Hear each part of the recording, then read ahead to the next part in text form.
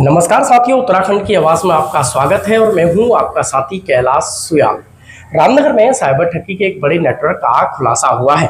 Police की जांच में पंजाब एंड सिंध बैंक की रामनगर शाखा में संचालित 35 बैंक खाते सामने आए हैं, जिनसे जुड़े मामलों में देश के अलग अलग राज्यों में 129 साइबर शिकायतें दर्ज होने की जानकारी मिली है।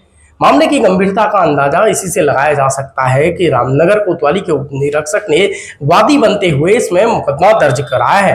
अब पुलिस इन खातों के जरिए साइबर ठगी की रकम के लेन देन, खाता धारकों की भूमिका और बैंक स्तर पर हुई प्रक्रिया की जांच में जुट गई है। सबसे बड़ी बात है कि इसमें रामनगर के पिरुमदारा के लगभग ये सभी खाते बताए जा रहे हैं। रामनगर कोतवाली क्षेत्र से साइबर ठगी से जुड़ा एक बड़ा और गंभीर मामला सामने आया है। पुलिस की जांच में पंजाब एंड सिंध बैंक की रामनगर शाखा में संचालित 35 संदिग्ध बैंक खातों का पता चला है, जिनके संबंध में देश के अलग अलग राज्यों से साइबर अपराध की शिकायतें दर्ज होने की बात सामने आई है।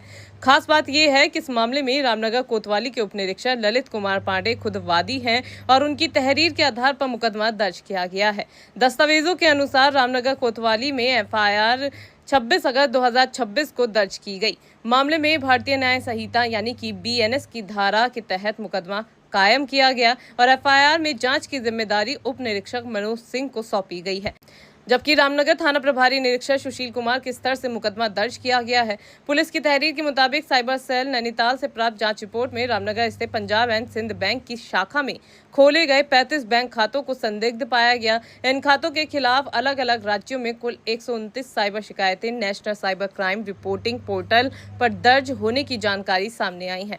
जांच के दौरान सूची में दर्ज एक खाते के संबंध में पता चला कि ये खाता विवेक एंटरप्राइजेस के प्रोपराइटर विवेक रावत निवासी गंगापुर पहाड़ी पिरुमदारा रामनगर के नाम पर संचालित था। साइबर सेल की जांच में इस खाते के खिलाफ अलग अलग राज्यों में 11 साइबर शिकायतें दर्ज होने की बात सामने आई है। पुलिस के अनुसार उक्त खाते का इस्तेमाल साइबर धोखाधड़ी से प्राप्त धनराशि के लेन देन के लिए म्यूल अकाउंट के तौर पर किए जाने की आशंका जताई गई है।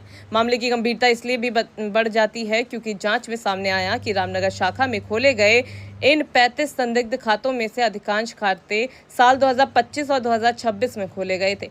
पुलिस दस्तावेजों में बैंक द्वारा उपलब्ध कराई गई जानकारी के आधार पर अन्य 34 खाता धारकों की बैंक डिटेल की भी विस्तृत जांच किए जाने की आवश्यकता जताई गई है। एफआईआर में ये भी उल्लेख है कि जिन खातों की जांच की जा रही है उन्हें खोलने की प्रक्रिया के दौरान शाखा में तैनात रहे बैंक मैनेजर और संबंधित कर्मचारियों की भूमिका और संभावित संलिप्तता की भी जांच किया जाना आवश्यक प्रतीत होता है। हालांकि बैंक कर्मचारियों की संलिप्तता अभी सिद्ध नहीं हुई है और ये जांच का विषय है।